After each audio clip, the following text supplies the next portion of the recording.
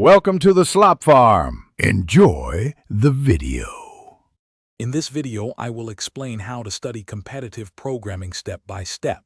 First, begin by mastering the basics of a programming language. Then, familiarize yourself with essential data structures and algorithms. Practice solving simple problems to build a strong foundation. This initial phase is crucial for developing your problem-solving skills and understanding common patterns. Focus on clarity and efficiency in your code. Next, dedicate time to mastering more complex data structures like trees, graphs, and hash tables. Understand their properties and when to use each one effectively. Implement these structures yourself to solidify your understanding.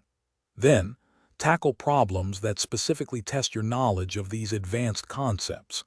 Consistent practice is key to internalizing these ideas and applying them under pressure. Now, move on to advanced algorithms such as dynamic programming, greedy algorithms, and graph algorithms like depth-first search and breadth-first search. Understand the underlying principles and common applications for each.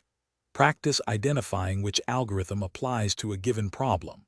Focus on developing a systematic approach to problem solving, breaking down complex challenges into manageable parts. This will significantly improve your contest performance. Finally, consistent practice is paramount.